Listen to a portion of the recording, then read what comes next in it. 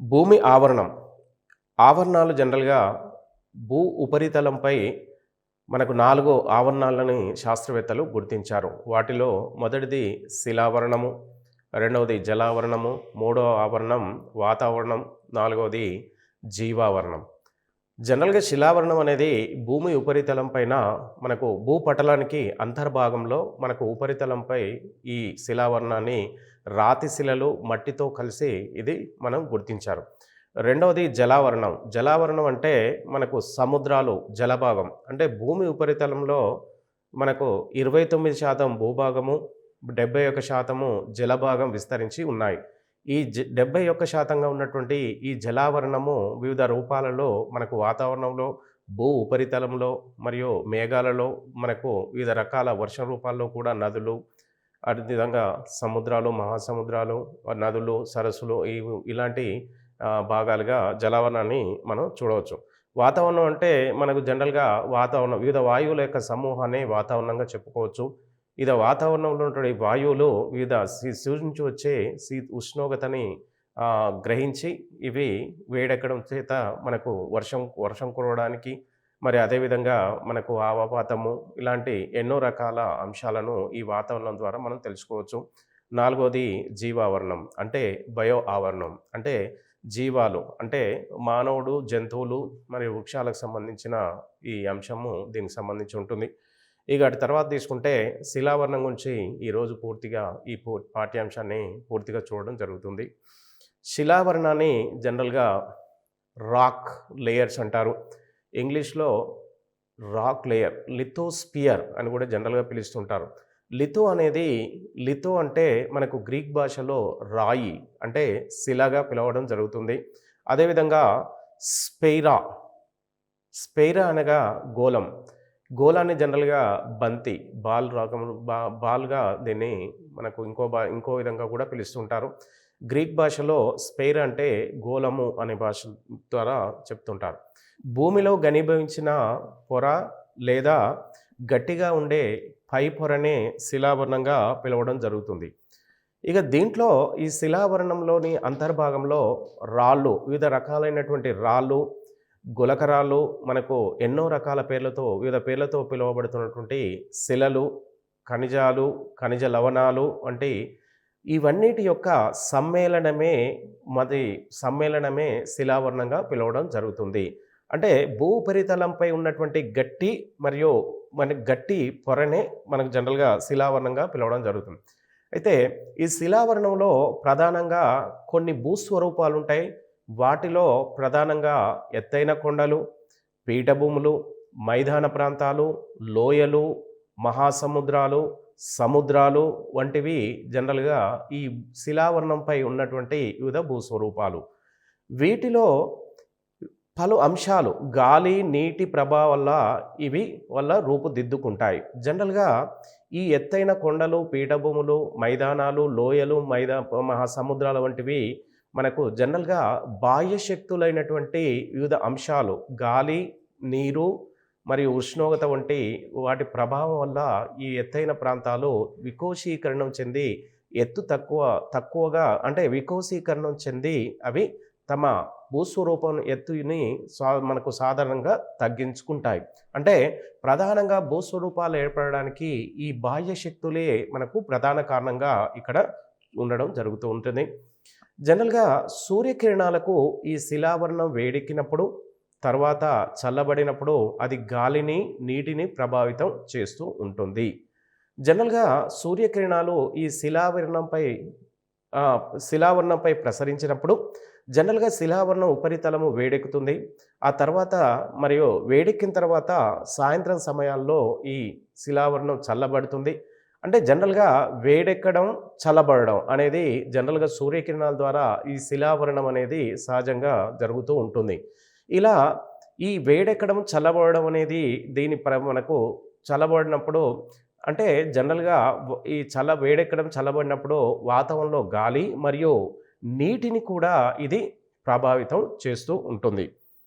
ఇక తర్వాత లోతైన అగాధాలు అంటే లోయల కంటే అత్యంత లోతులో ఉంటాయి. లోతైన ఈ అగాధాలు నీటితో నిండి మహాసముద్రాలను మహాసముద్రాలుగాను, మిగిలినది ఖండాలుగాను ఏర్పడుతూ ఉంటుంది. ఈ లోతైన అగాధాలు జనరల్‌గా మనకు అత్యంత లోతైన అగాధాలు మహాసముద్రాలుగా, మిగిలినది ఖండాలుగా మనం చూడడం జరుగుతూ ఉంటుంది. అంటే భూ ఉపరితలం జనరల్‌గా మనకు ఖండాలు, మహాసముద్రాలుగా ఎలా ఏర్పడుతుందో, ఈ ఉపరితలంలో ఉన్నటువంటి ఈ అగాధ రూపాలు మనకు ఇలా ఉంటాయి. భూమి పైపొర ప్రాథమికంగా మహాసముద్రాలు, ఖండాలుగా విభజించబడి మొదటి శ్రేణి స్వరూపాలుగా ఉంటుంది. అంటే మనకు జనరల్‌గా ప్రాథమిక భూస్వరూపాలు, ద్వితీయ భూస్వరూపాలు, తృతీయ భూస్వరూపాలని 3 రకాల భూస్వరూపాలు భూ ఉపరితలంపై ఉంటాయి. మొదటి భూస్వరూపాలుగా తీసుకుంటే మనకు భూ ఉపరితలంలో మనకు 100% ఉపరితలాన్ని తీసుకుంటే అందులో అతి తక్కువ భాగము భూభాగము అంటే 29% ఆక్రమించి ఉంటే మిగతా 71% ఉన్నటువంటి ఈ జలభాగం ఉంటుంది. అంటే పూర్వకాలంలో మనకు కొన్ని కోట్ల సంవత్సరాల క్రితం మనకు ప్రికాంబ్రియన్ పీరియడ్‌లో మనకు మొదటి శ్రేణి భూస్వరూపాలు ఉండేవి కావు. అంటే మనకు ప్రికాంబ్రియన్ పీరియడ్ కంటే ముందు భూ ఉపరితలము ఒకే ఒక ఖండంగా పేంజియా ఖండము, అదేవిధంగా ఈ పేంజియా ఖండం చుట్టూ మనకు పాంతలిస్ అనే ఒక మహాసముద్రం, ఒకే ఒక మహాసముద్రం ఉండేది. ఈ సముద్రం మనకు ఈ పేంజియా ఖండానికి క ఖండ భాగంలోకి మన టేథిస్ సముద్రం విస్తరించి ఉంది. ఈ టేథిస్ సముద్ర అంతర్భాగంలో మనకు ఈ హిమాలయాలు ఊర్ధ్వముఖంగా పైకి లేవడం జరిగింది. ఇది రెండవ ప్రాథమిక భూస్వరూపంగా హిమాలయాన్ని చూడడం జరుగుతుంది. అంటే మనకు జనరల్‌గా ఈ ప్రాథమిక మొదటి శ్రేణి భూస్వరూపాలు ఖండచలన సిద్ధాంతం అనే వెజినర్ ఖండచలన సిద్ధాంతం ద్వారా ఈ ఒకే ఖండంగా ఉన్నటువంటి ఈ పేంజియా ఖండము 7 ఖండాలు అంటే 7 పలకలుగా మరియు 5 మహాసముద్రాలుగా విభజించబడి మనకు మొదటి శ్రేణి భూస్వరూపాలు భూ ఉపరితలంపై ఏర్పడ్డాయి. ఖండాల ఉపరితలం సమతలంగా లేక పర్వతాలు, కొండలు, పీఠభూములు, మైదానములు వంటి భూస్వరూపాలచే ఏర్పడి ఉండడంచే వీటిని రెండవ శ్రేణి భూస్వరూపాలుగా పిలవడం జరుగుతుంది.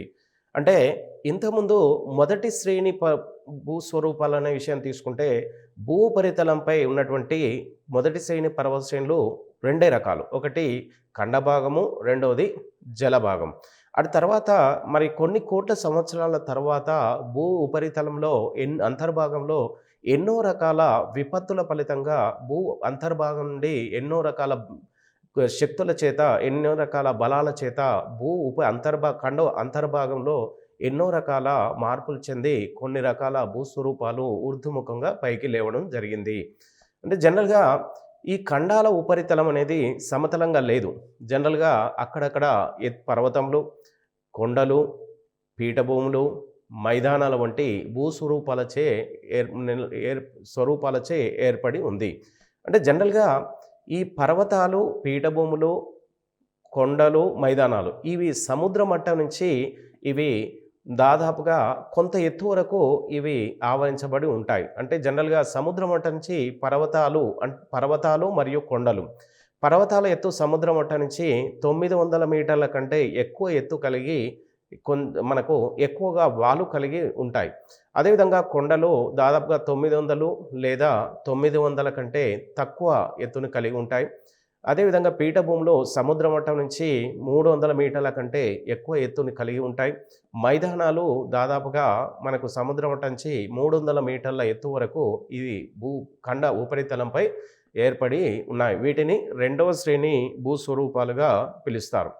ఇక మొదట్లో ఖండాలని ఒకే చోట ఉండేవని, తర్వాత అవి విడిపోయి ఖండాలు, మహాసముద్రాలుగా ఏర్పడ్డాయి. ఇలా ఏర్పడడాన్ని మొదటి శ్రేణి భూస్వరూపాలుగా పిలవడం జరుగుతుంది. ఈ మొదటి శ్రేణి భూస్వరూపాలు ఖండచలన సిద్ధాంతం ద్వారా అంతర్భాగంలో భూకంపాలు మరియు అటు తర్వాత మనకు అగ్నిపర్వత ఉద్భజ ప్రక్రియ ద్వారా ఇవి ఊర్ధ్వముఖంగా 2 భాగాలుగా 7 ఖండాలు, 5 మహాసముద్రాలుగా ఏర్పడ్డాయి. అటు తర్వాత ఇవి పలకలు అనే అతి పెద్ద రాళ్ల మీద ఉన్నాయని శాస్త్రజ్ఞులు తెలుసుకున్నారు. అయితే జనరల్‌గా ఈ సముద్ర అంతర్భాగము మరియు ఖండ అంతర్భాగంలో కొన్ని పలకలని అంటే ప్లేట్స్ అనే కొన్ని పలకల మీద, రాళ్ల మీద ఈ ఖండ అంటే మొదటి శ్రేణి ఈ మొదటి శ్రేణి భూస్వరూపాలు విస్తరించి ఉన్నట్టుగా శాస్త్రజ్ఞులు తెలియజేస్తున్నారు. అంటే ప్రాక్టికల్‌గా మనకు వీటిని అంటే కొన్ని పలకలపై ఉన్నట్టుగా వీళ్ళు గుర్తించారు.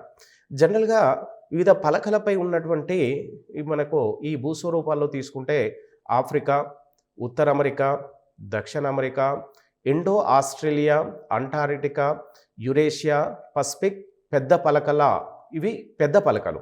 అంటే జనరల్‌గా చిన్న పలకలు కూడా మనకు జనరల్‌గా సహజంగా నజ్కా, అరేబియా వంటి చిన్న పలకలు కూడా ఈ పలకల పైన విస్తరించి ఉన్నట్టుగా వీళ్ళు తెలియజేస్తున్నారు.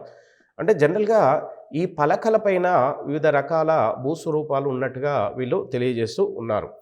అయితే మనకు జనరల్‌గా మనకు 7 ఖండాలు, మనకు 5 మహాసముద్రాలుగా విడిపోయే క్రమంలో మనకు ఈ కొన్ని పలకల పైన ఈ ఖండాలు విస్తరించినట్టుగా వీళ్ళు తెలియజేస్తున్నారు. జనరల్‌గా ఆఫ్రికా ఖండము ఒక పలక, ఆఫ్రికా పలక పైన, ఉత్తర అమెరికా ఖండము మరొక పలక పైన, దక్షిణ అమెరికా ఖండము మరొక పలక పైన, ఇండో ఆస్ట్రేలియా పలకని, అంటార్కిటికా మరి పలక, యురేషియా, పసిఫిక్ పలక. అంటే పసిఫిక్ అనేది మహాసముద్రము, దాని అంతర్భాగంలో కొంత ఉపరితలంలో మనకు ఖండాలచే ఆవరించబడి ఉంటుంది కాబట్టి ఈ పలకని పసిఫిక్ పలక అనే పేరుతో పిలుస్తూ ఉన్నారు. అంటే జనరల్‌గా మనకు 6 పలకలు ఇక్కడ అతి పెద్ద పలకలు, అతి చిన్న పలకలు నజ్కా, అరేబియా వంటి చిన్న పలకలు మనకిక్కడ వీళ్ళు గుర్తించారు శాస్త్రజ్ఞులు. ఈ పలకలు నిదానంగా కదులుతూ ఉంటాయి కాబట్టి వాటిని కదలిక మనకు తెలియరాదు. అంటే గుర్తుపట్టలేనంత నిదానంగా ఇవి కదులుతూ ఉంటాయి. అంటే మనం ఎక్కడైతే ఉన్నామో ఆస్ట్రేలియన్, ఇండియన్ పలక మనకు జనరల్‌గా ఇండో ఆస్ట్రేలియన్ పలక పైన మనం ఈ పలక ఉపరితలంపై ఉన్నటువంటి ఈ ఖండం ఇండో ఆస్ట్రేలియన్ ఖండం. ఈ ఖండము మనకు ఈ పలకలు అంటే ఈ ఖండము వివిధ పలకలపై విస్తరించి ఉంది. ఈ పలక అంటే మనం ఏదైతే ఒక ఖండం ఉందో ఆ ఖండం కింది అంతర్భాగంలో మనకు ఈ పలకలనేవి ఉంటాయి. ఈ పలక పైన వివిధ ఖండాలనేది ఏర్పడి ఉన్నాయి. అయితే ఈ ఖండాల అంతర్భాగంలో ఉన్నటువంటి ఈ పలక అనేది ఏదో ఒక డైరెక్షన్ ఉత్తరం గానీ, దక్షిణం గానీ, పశ్చిమం గానీ, తూర్పు గానీ ఏదో ఒక దిశకు కదులుతూ ఉండడం చేత వీటి కదలిక అనేది అతి సూక్ష్మంగా ఉండడం చేత ఇవి కదులుతున్నట్టుగా మనకు మనం తెలుసుకోలేనంత సూక్ష్మంగా ఇవి మూవ్ అవుతూ ఉంటాయి. ఒక పలక మరో పలకని నెడుతూ ఒకదాని మీద మరొకటి ఎంతో ఒత్తిడి చూపుతూ ఒక పలక కింది మధ్య పొరలోకి వెళితే మరొక పలక పైకి నెట్టబడి పర్వత శ్రేణులు ఏర్పడ్డాయి.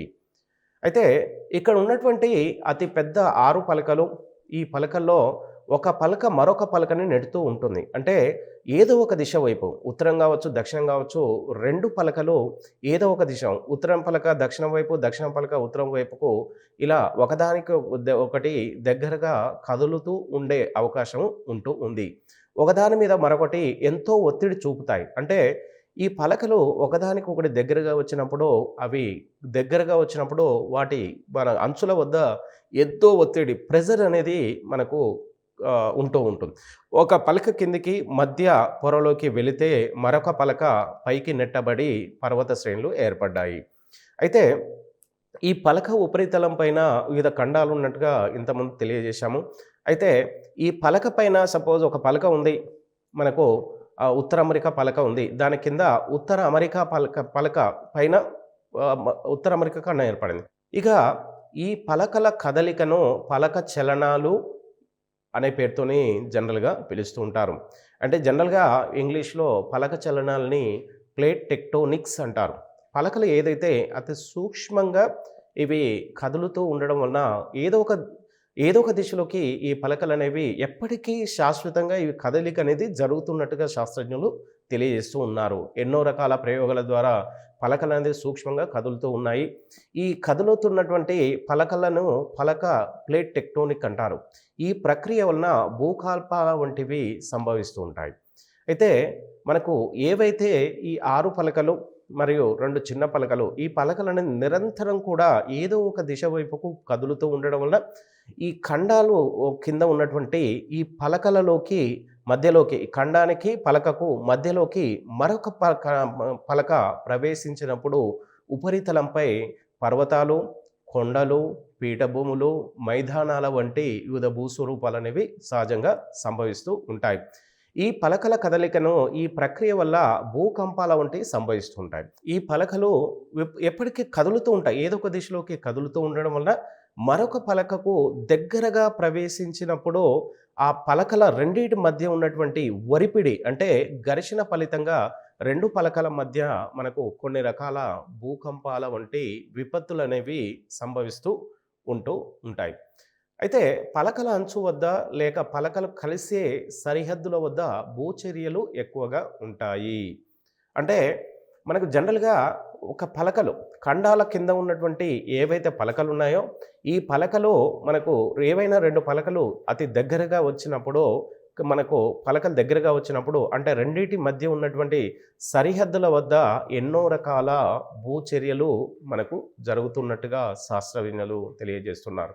అంటే సరిహద్దులో అంటే 2 పలకలు కలుసుకునే అంచు వద్ద మనకు వివిధ రకాల భూకంపాలు, వివిధ రకాల విపత్తులు, భూకంపాలు గానీ, అగ్నిపర్వతాలు గానీ సంభవించే అవకాశం ఉంటుంది. పలక అంచు మధ్య పొరలోకి వెళ్ళి అక్కడ వేడికి ద్రవంగా మారుతూ ఉంటుంది. అయితే ఇక్కడ పలకల ప్లేట్ మూమెంట్, పలకల కదలిక ఫలితంగా 2 పలకలు ఒకదానికొకటి దగ్గరగా వచ్చినప్పుడు ఈ ఘర్షణ ఫలితంగా ఈ పలక ఖండానికి మధ్యలోకి మరొక పలక ప్రవేశించే క్రమంలో అక్కడ అంచులో పొరలోకి మరొక పలక ఈ మధ్యలోకి ప్రవేశించే క్రమంలో అక్కడ వేడి అనేది అంటే ఒరిపిడి ఘర్షణ అనేది జరిగి వేడిమి అనేది సంభవిస్తూ ఉంటుంది. ఈ వేడికి ఏదైతే పలక మనకు పలకకు ఖండానికి మధ్యలోకి మరొక పలక ప్రవేశించే క్రమంలో అక్కడ వేడి జనిస్తుంది. ఆ వేడి మనకు మరొక ఏదైతే పలక లోపలికి ప్రవేశిస్తుందో ఆ వేడికి ఆ పలక ద్రవంగా మారి మనకు అక్కడ భూకంపాలు గానీ, ఎక్కువగా మనకు అగ్నిపర్వత ఉద్భజ ప్రక్రియ జరిగే అవకాశం ఉంటుంది. మధ్య పొరలోకి వెళ్తున్న పలక దానితో పాటు మొత్తం పలకని తనతో పాటు లాగుతూ ఉంటుంది. అంటే పలక అనేది అతి చిన్న కాదు. పలక అనేది ఎంతో విస్తీర్ణంలో ఉంటుంది.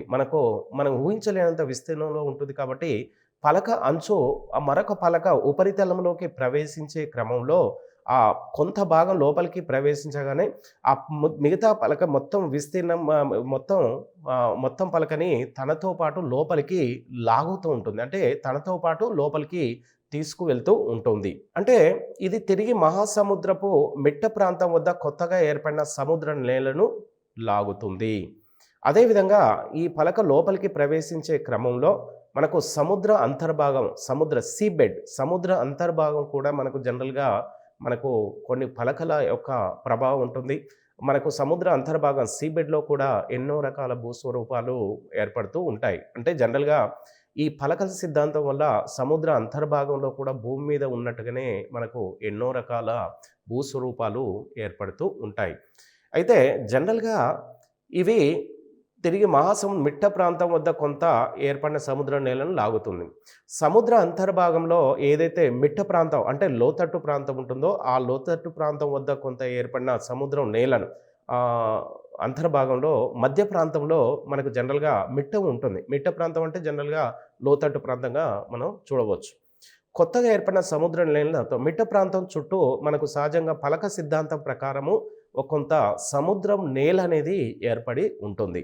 ఈ సముద్ర నేలను కూడా ఈ పలకలో మరొక పలక అనేది లాగుతూ ఆ సముద్రం నేలను కూడా తనలోకి లాగేసుకుంటుంది. ఇలా లాగడం ఫలితంగా సముద్ర అంతర్భాగంలో అగ్నిపర్వతాలు, భూకంపాలు అనేవి సహజంగా సంభవిస్తూ ఉంటాయి. సముద్రంలో ఏవైతే భూకంపాలు సంభవిస్తాయో ఆ భూకంపాలని జనరల్గా సునామీలు అనే పేరుతోని జనరల్గా పిలుస్తూ ఉంటారు. ఇండియా పలక యురేషియా పలకను నెడుతూ హిమాలయాలు ఉన్న చోట దాని కిందకి వెళుతూ ఉంటుంది. ఇక్కడ ఇండియా పలక అంటే ఇండో ఆస్ట్రేలియన్ పలక, యురేషియా పలకను ఇక్కడ ఏంటంటే మనకు యురేషియా పలక అనేది మనకు సహజంగా భూగోళానికి ఉత్తర ధ్రువం వైపుకు ఉంటుంది. ఇక ఇండియా పలక, ఆస్ట్రేలియన్ పలక ఇది దాదాపుగా దక్షిణ ధ్రువం వైపు దగ్గరలో ఉంటాయి. ఈ 2 పలకలు అంటే ఇండియా ఆస్ట్రేలియా పలక పేరుగా ఒకటి. యురేషియా పలక అంటే మనకు ఉత్తరాసియా, మనకు యూరోపియన్ ఖండంలో ఉన్నటువంటి కొంత భాగం కలిపి యురేషియా ఖండంగా పిలవడం జరుగుతూ ఉంటుంది. జనరల్‌గా యురేషియా పలక అనేది 2 ఖండాలలో విస్తరించి ఉంటుంది. ఎక్కువ భాగము మనకు ఆసియా ఖండము, మరి తక్కువ భాగము యూరప్ ఖండంలో ఉన్నటువంటి ఈ 2 ఖండాల ఉపరితల మనకు ఉత్తర భాగాన్ని మనకు యురేషియా ఖండంగా పిలవడం జరుగుతుంది. మనకు సహజంగా ప్రస్తుతం 7 ఖండాలనేవి మనకు జనరల్‌గా తెలిసిన విషయాలే. ఆసియా, ఆఫ్రికా, ఉత్తర అమెరికా, దక్షిణ అమెరికా, అంటార్క్టికా, యూరప్, ఆస్ట్రేలియా. దీంతో పాటు మరొక ఖండమైనటువంటి యురేషియా ఖండం అనేది మరొకటి ఉన్నట్టుగా మనం గుర్తించవచ్చు. ఈ ఖండం అనేది మనకు ఎక్కువ భాగము ఆసియా, తక్కువ భాగము యూరప్ ఖండంలో విస్తరించి ఉంది. అయితే మనకు ఈ యురేషియా పలక అనేది అప్పుడు దక్షిణాసియా ఖండం అనేది ఇంతకుముందు అంటే మనకు పూర్వకాలంలో ప్రికాంబరిన్ పీరియడ్‌లో ఉండేది కాదు.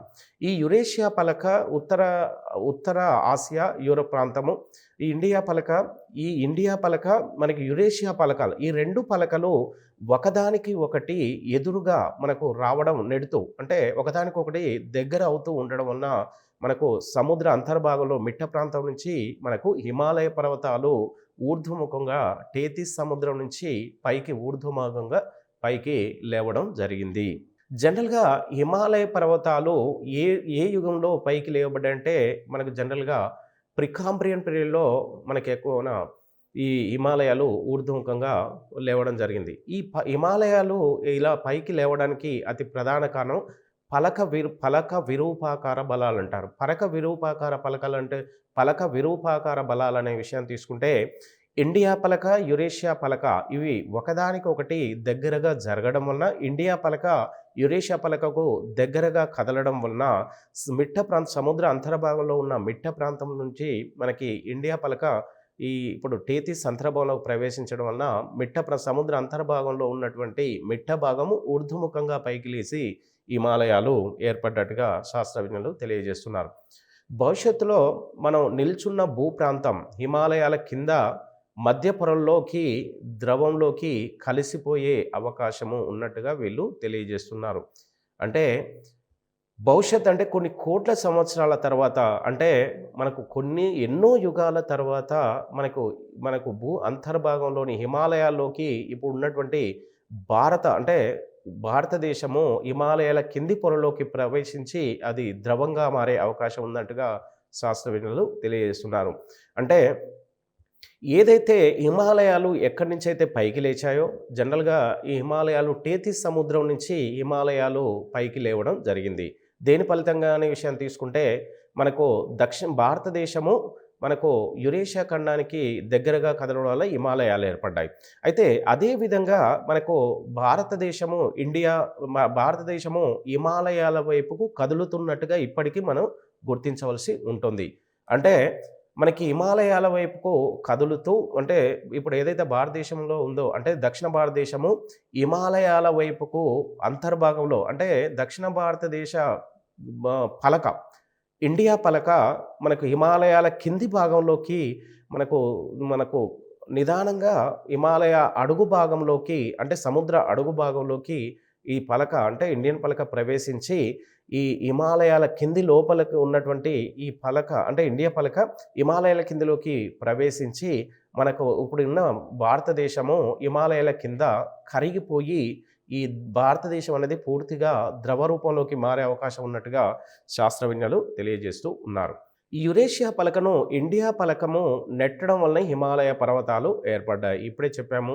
యురేషియా పలకని మనకి ఇండియా పలక నెడుతూ ఉంటుంది. అంటే దక్షిణ ధ్రువానికి దగ్గరగా ఉన్నటువంటి ఇండియా పలక ఈ ఉత్తర ధ్రువానికి దగ్గరగా ఉన్న యురేషియా పలక దగ్గరికి మనకు నెట్టడం జరుగుతుంది. అంటే ఇండియా పలక అనేది యురేషియా ఖండానికి దగ్గరగా పయనించే క్రమంలో మనకు ఈ హిమాలయాల మన టేతిస్ సముద్ర అంతర్భాగంలో ఈ నుండి మనకు మిట్ట ప్రాంతం ఏదైతే టేతిస్ సముద్రం మధ్యలో మిట్ట ప్రాంతం ఏదైతే ఉంటుందో ఆ మిట్ట ప్రాంతంలోకి ఇండియా పలక ప్రవేశించి అక్కడ హిమాలయ పర్వతాలు ఊర్ధ్వముఖంగా టేతిస్ సముద్రం నుంచి పైకి లేచినట్టుగా వీళ్ళు తెలియజేస్తున్నారు. అనేక పలకల అంచుల వద్ద అగ్నిపర్వతాలు ఉన్నాయి, భూకంపాలు సంభవిస్తుంటాయి. జనరల్గా ఒక పలక మరొక పలకని దగ్గరగా వెళ్ళినప్పుడు ఆ పలకని మరొక పలకలోకి ప్రవేశించే క్రమంలో అంచుల వద్ద మనకు సహజంగా అత్యంత ఎక్కువ రాపిడి అనేది జరుగుతుంది. రాపిడి ఫలితంగా అక్కడ ఉన్నటువంటి శిలలు, మనకు వివిధ వాయువులు, ద్రవాలు మనకు ఇవన్నీ కలిసి అగ్నిపర్వతాలుగా ఉద్భవించే అవకాశం ఉంటుంది. అదేవిధంగా అగ్నిపర్వతాల ఫలితంగా భూకంపాలు కూడా ఈ పలకల అంచుల వద్ద, సరిహద్దుల వద్ద సంభవించే అవకాశం ఉంది. మహాసముద్రాల్లోని భూమి పైపొర మధ్య భాగంలో మిట్టలు, పర్వత శ్రేణులు ఉన్నాయని తెలుసుకున్నారు.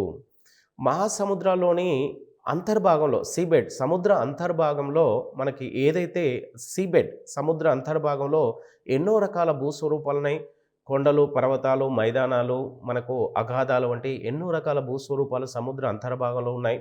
అందులో సముద్రంలోని భూమి పైపొర అంటే మధ్య భాగంలో మిట్టలంటే మన ఎత్తు పల్లాలనమాట. కొంత ఎత్తు పల్లంగా ఉండే ప్రాంతం వద్ద మనకు సహజంగా సముద్ర నేలనేది ఏర్పడి ఉంటుంది.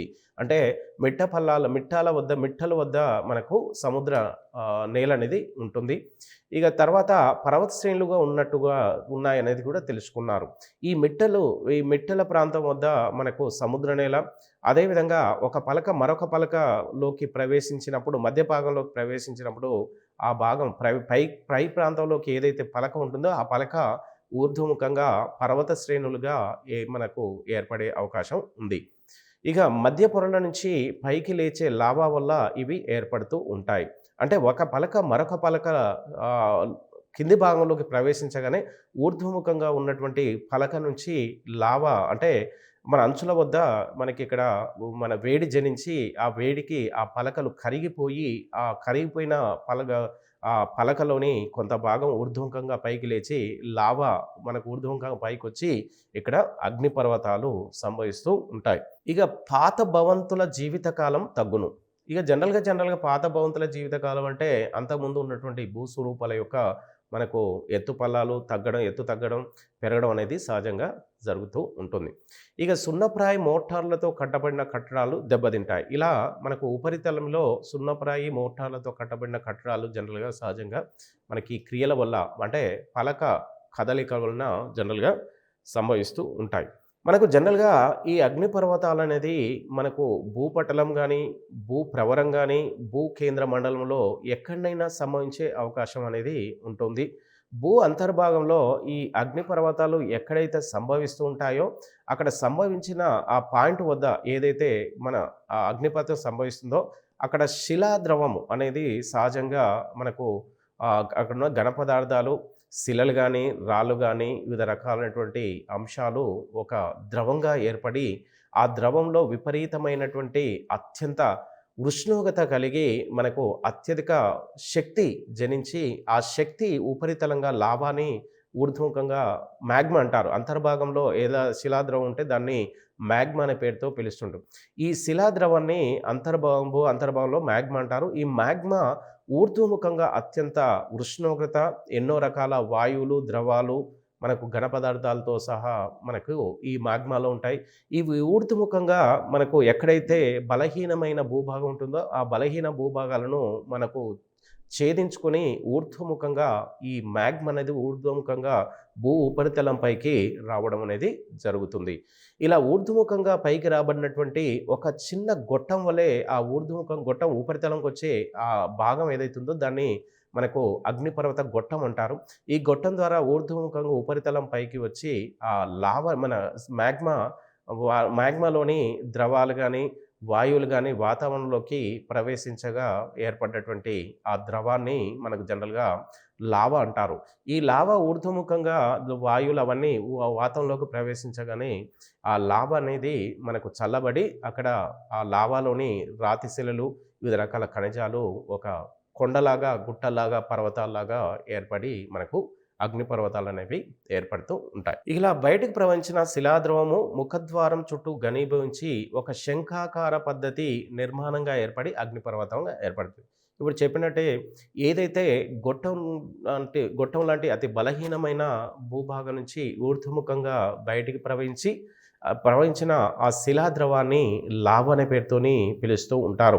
ఈ ముఖద్వారం చుట్టూ ఏదైతే బలహీన ఆ గొట్టం చుట్టూ ఉపరితలంపై ఉన్న ఆ భాగంలో ఆ శిలాద్రవం ఘనీభవించి ఒక శంఖాకార పద్ధతి నిర్మాణంగా ఏర్పడి అగ్నిపర్వతం. అంటే శంకు ఆకారంగా అక్కడ ఉపరితలంపై ఒక నిర్మాణం ఏర్పడి ఒక పర్వతం అనేది సహజంగా ఏర్పడుతూ ఉంటుంది. కరిగిన పదార్థంతో పాటు భూమి లోపలి పొరల్లోకి నీటి ఆవిరి, పొగ, బూడిద, ధూళి వంటి వాతావరణంలో కలుస్తూ ఉంటాయి. అయితే ఏదైతే మ్యాగ్మా ఉపరితలంలోకి భూ ఉపరితల పొరల్లోకి ప్రవేశించి అక్కడ నీటి ఆవిరి, పొగ, బూడిద అంటే ఏదైతే ఊర్ధ్వముఖంగా మ్యాగ్మా వచ్చిందో వచ్చిన మ్యాగ్మా నుంచి నీటి ఆవిరి, పొగ, బూడిద, ధూళి వంటి వివిధ మనకు అంశాలు, వివిధ పార్టికల్స్ అనేవి ఉంటాయి. ఇవన్నీ వాతావరణంలోకి ప్రవేశిస్తాయి.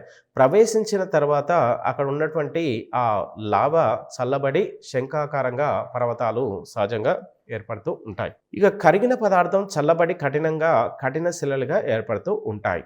అంటే వివిధ వాయువులు, దుమ్ము, ధూళి, నీటి ఆవిరి అవన్నీ వాతావరణంలోకి ప్రవేశించిన తర్వాత ఏదైతే లావా ఉంటుందో లావా చల్లబడి కఠిన శిలలుగా ఏర్పడి ఆ కఠిన శిలగా ఏర్పడ్డ వాటిని మనకు అగ్నిశిలలు అంటారు. ఈ అగ్నిశిలలు పర్వతాల్లోనూ మనకు సహజంగా చూస్తూ ఉంటాం.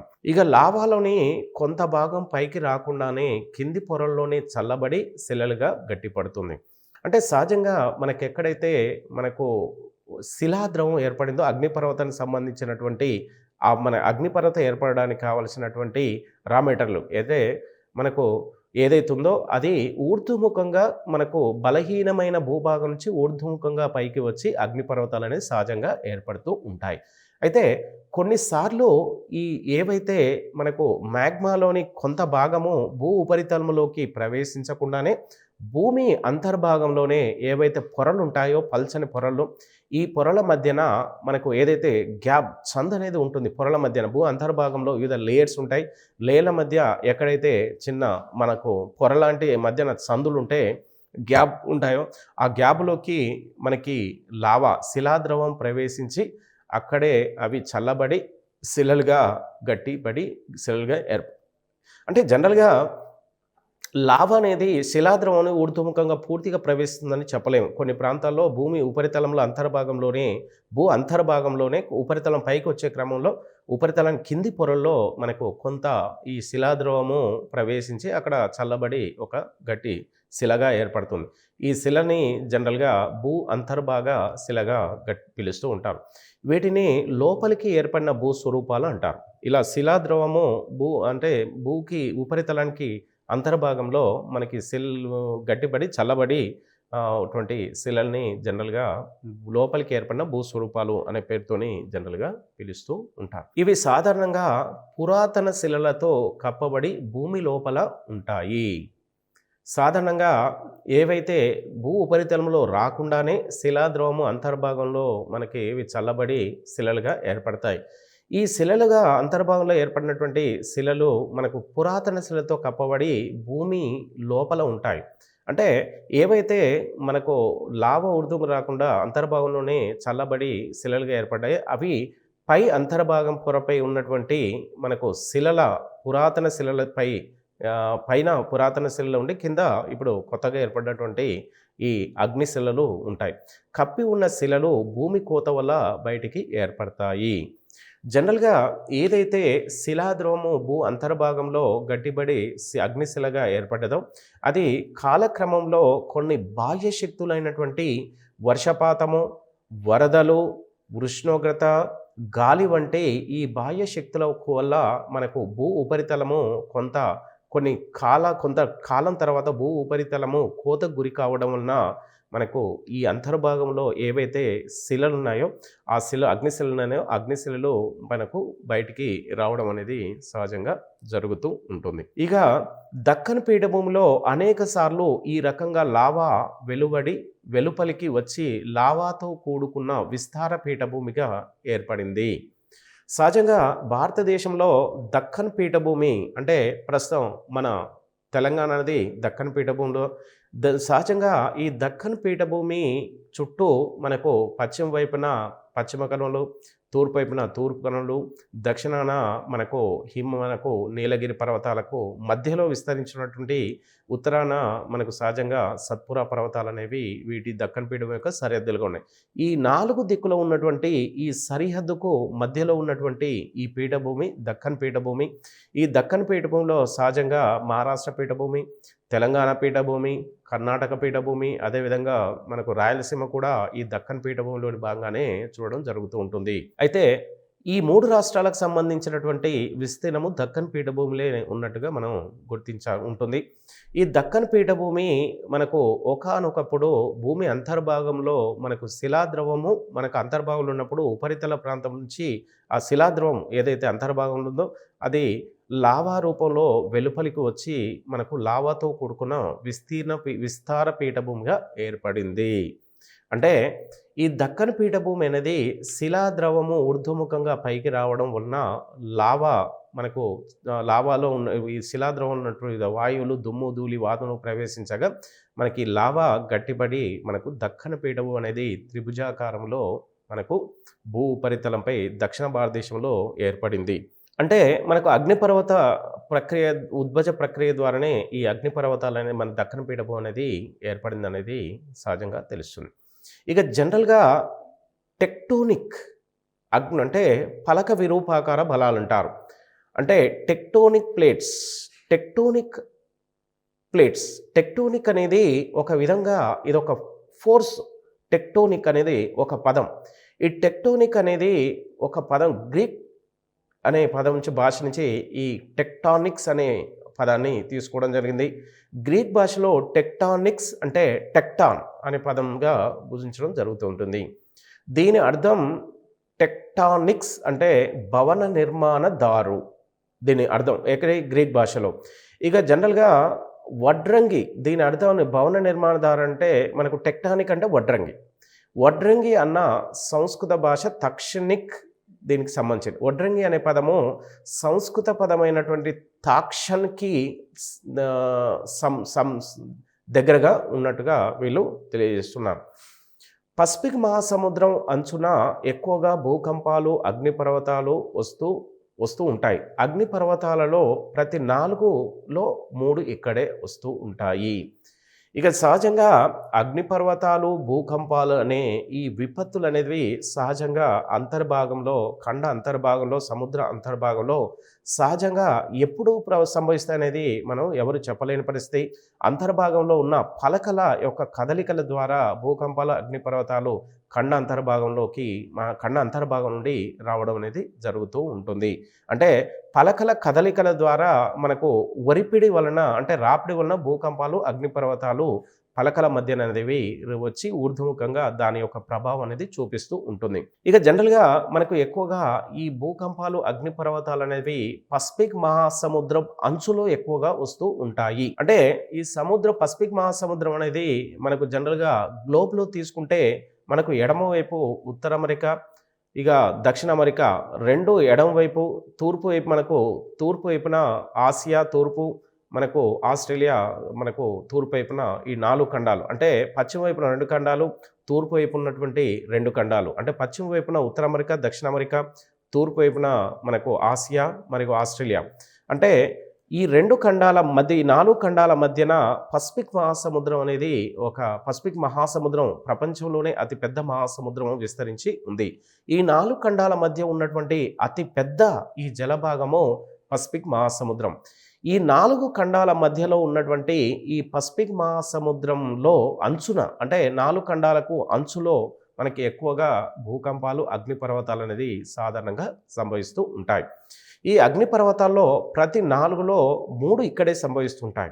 అంటే ప్రపంచంలో మనకు 4 అగ్నిపర్వతాలు సంభవిస్తే ఈ అగ్నిపర్వతాలు పసిఫిక్ మహాసముద్ర అంచులో అంటే ఈ 4 ఖండాల మధ్యలో ఉన్నటువంటి పసిఫిక్ మహాసముద్రంలోనే దాదాపుగా 3 అగ్నిపర్వతాలు అనేవి సంభవిస్తూ ఉంటాయి.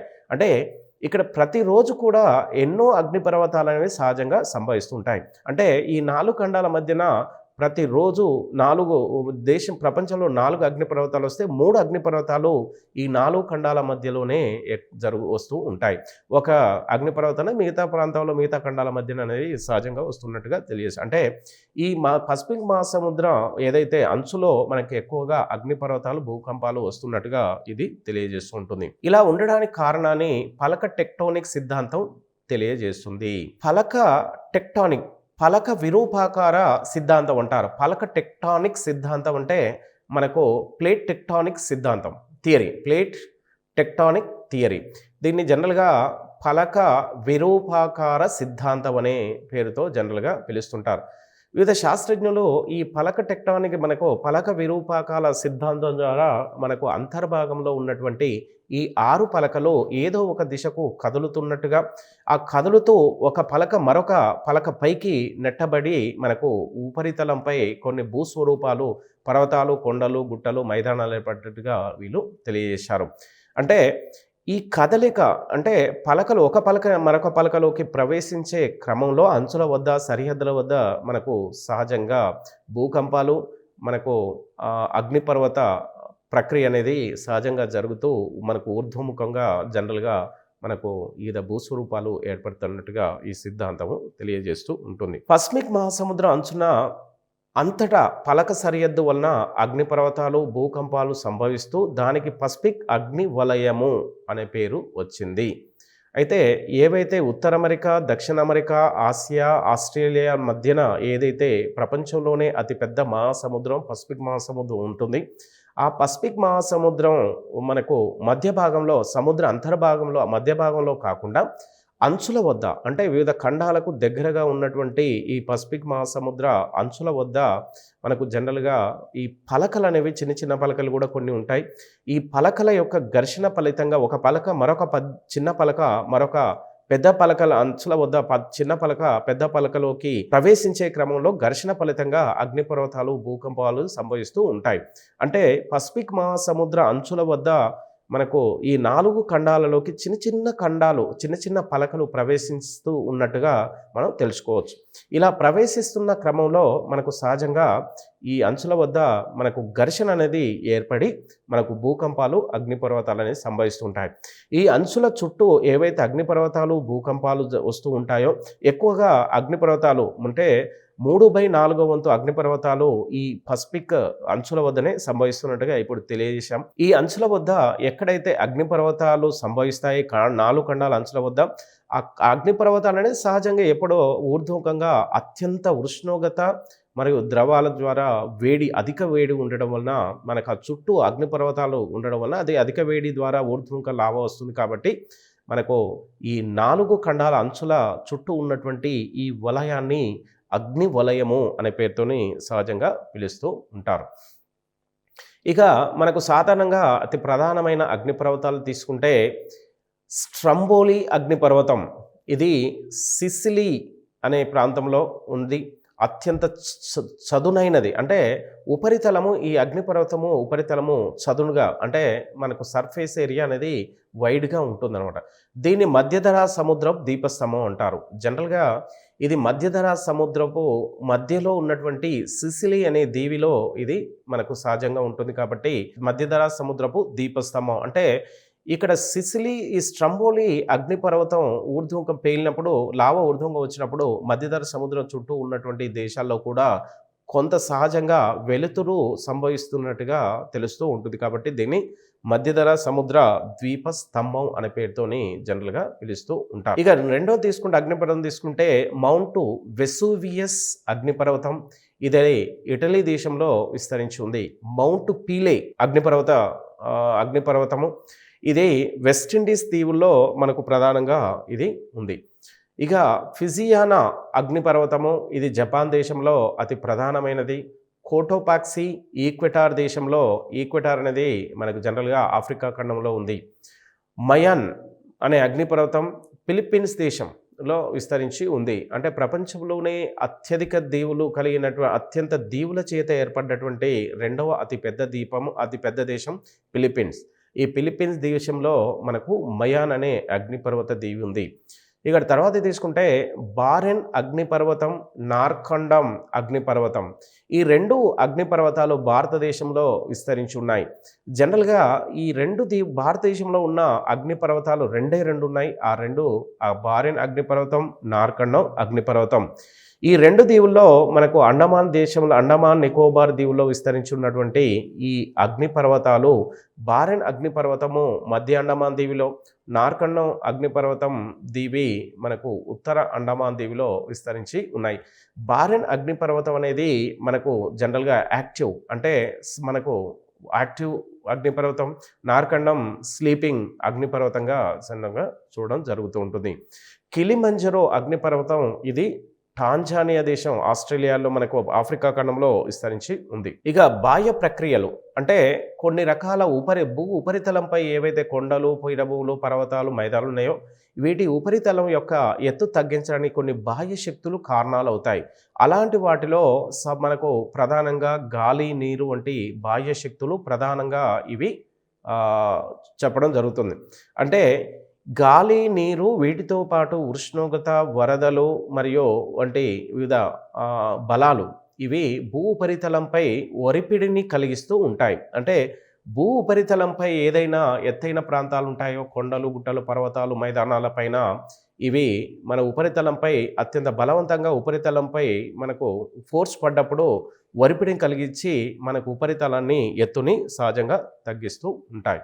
ఈ బాహ్య క్రియలు ఏవైతే బాహ్య క్రియలు ఉన్నాయో కొండలు, రాళ్ళ ఉపరితలం తరిగిపోయేలా చేస్తూ ఉంటాయి. అంటే మన జనరల్‌గా గాలి, నీరు, ఉష్ణోగ్రత, వర్షపాతం వంటి ఈ బాహ్య క్రియలు కొండలు, రాళ్ళ ఉపరితలాన్ని తరిగిపోయేలా చేస్తూ ఉంటాయి. అంటే ఈ కొండలు, రాళ్ళు అంటే కొండలు అంటే పర్వతాలు, గుట్టలు, కొండలు మరియు ఆ కొండలు, రాళ్ళపై పీఠభూములపై ఉన్నటువంటి రాళ్ళ ఉపరితలాన్ని తరిగిపోయేలా చేస్తాయి. అంటే ఈ బాహ్య శక్తులు ఈ కొండలు, గుట్టలు, పర్వతాల ఉపరితలాన్ని మనకు ఎత్తు తగ్గించి వాటి ఎత్తును తగ్గిస్తూ మనకు అవశిష్ట పర్వతాలు, కొండలు, పీఠభూములుగా ఏర్పడేటట్లుగా మనకు ఇవి చేస్తూ ఉంటాయి. నీరు, గాలి వల్ల రూపొందే భూస్వరూపాలను మూడవ శ్రేణి భూస్వరూపాలు అనే పేరుతోని జనరల్‌గా పిలుస్తూ ఉంటారు. అంటే ఇంతకుముందు ప్రథమ శ్రేణి భూస్వరూపాలు, రెండవ శ్రేణి భూస్వరూపాలు అనేవి మనకు ఇంతకుముందు తెలుసుకున్నాము. ప్రథమ శ్రేణి భూస్వరూపాలు అంటే ఖండాలు, సముద్రాలు ఏర్పడడం. ద్వితీయ శ్రేణి భూస్వరూపాలంటే పర్వతాలు, కొండలు, పీఠభూములు మరియు మైదానాలు ఏర్పడడాన్ని రెండవ శ్రేణి భూస్వరూపాలు అనే పేరుతోని పిలుస్తుంటారు. అంటే ఏవైతే ద్వితీయ శ్రేణి భూస్వరూపాల ఉపరితలాన్ని బాహ్య శక్తులైనటువంటి నీరు, గాలి, ఉష్ణోగ్రత, వరదలు ఇవి రెండవ శ్రేణి భూస్వరూపాలపై ఒరిపిడిని కలిగిస్తూ వాటి ఎత్తును తగ్గించగా మనకు ఏర్పడేవే మూడవ శ్రేణి భూస్వరూపాలు అనే పేరుతోని జనరల్‌గా పిలుస్తూ ఉంటారు.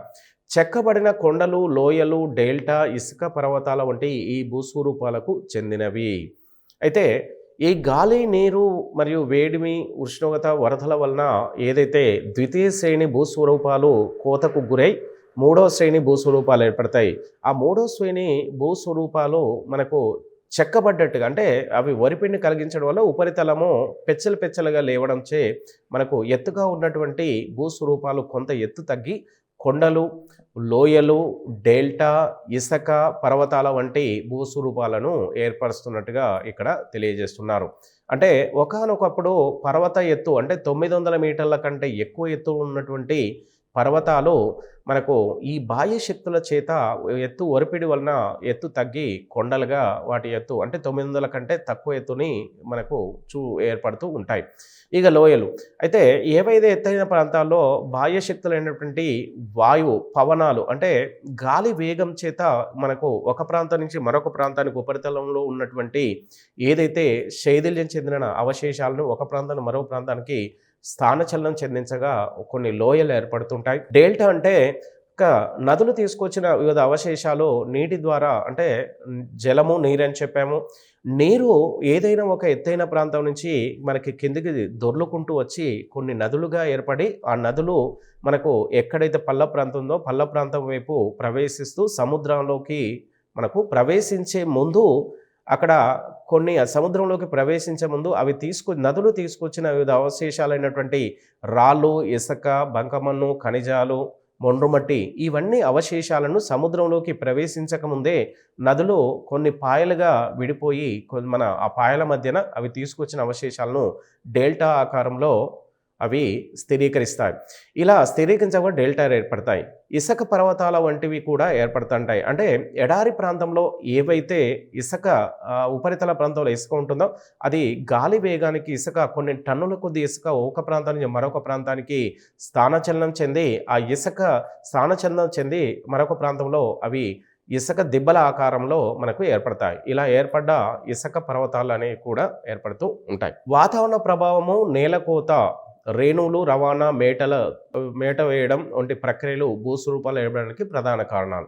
అంటే వాతావరణ ప్రభావం వలన నేలకోత, రేణువుల రవాణా అంటే మనకు ఏదైతే కోత కోయబడిందో ఆ కోత చేత మనకు గాలి ప్రభావం చేత ఆ కోత కోయబడినట్టు అవశేషాలు ఒక ప్రాంతం నుండి మరొక ప్రాంతంలోకి స్థానచలనం చెంది వివిధ భూస్వరూపాలు ఏర్పడడానికి కారణమవుతాయి.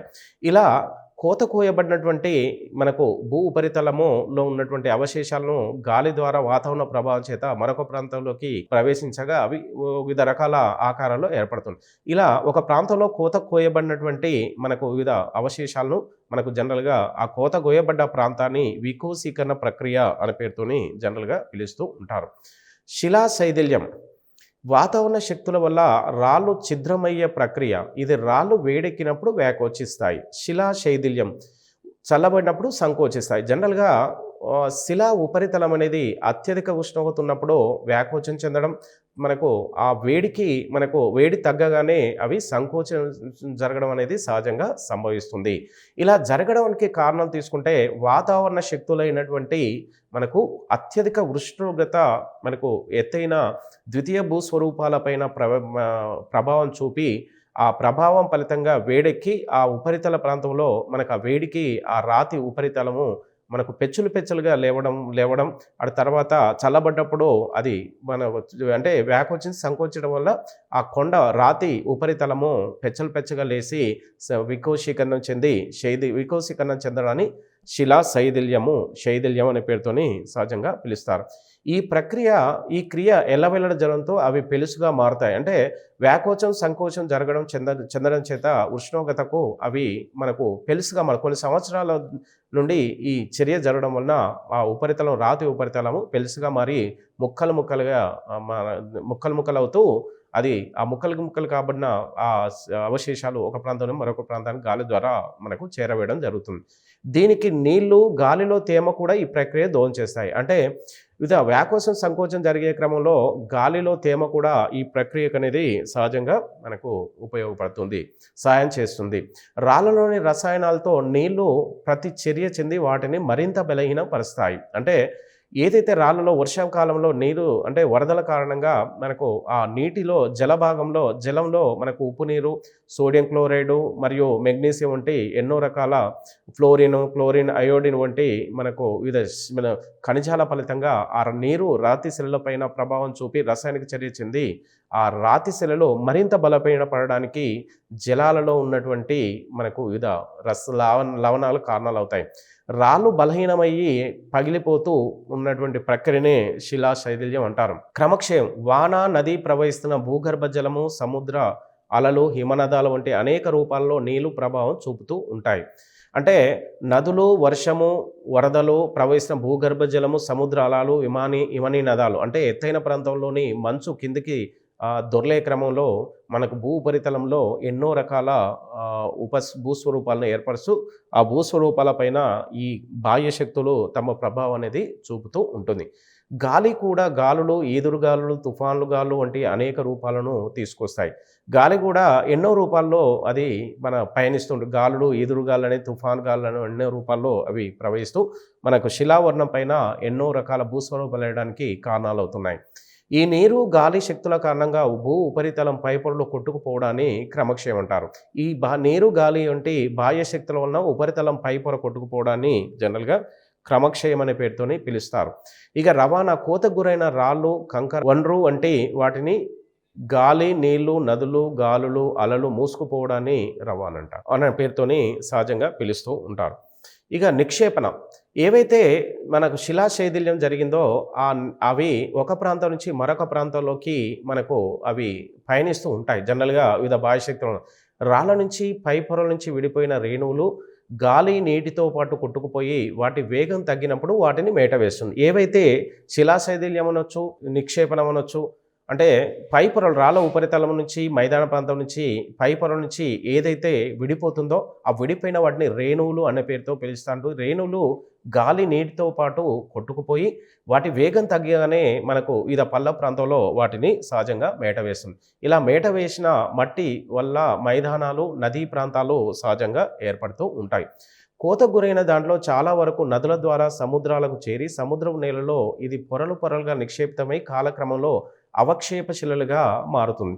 ఏదైతే శిల ఉపరితలంలో మైదాన ప్రాంతంలో ఉన్న మట్టి కోత మీద నీరు గాలి ద్వారా ఒక ప్రాంతంలో మరొక ప్రాంతంలోకి ప్రవేశించే క్రమంలో ఇవి నదుల నుంచి సముద్రంలోకి ప్రవేశించి సముద్ర అడుగు భాగంలో ఈ అవశేషాలు ఒక్కొక్క పొరలుగా నిక్షేపితం అవ్వడం అనేది జరుగుతుంది. ఇలా నిక్షేపితమైన ఈ అవశేషాలు మనకు జనరల్గా కొన్ని సంవత్సరాల తర్వాత అవక్షేప శిలలుగా రూపాంతరం చెందుతూ ఉంటాయి.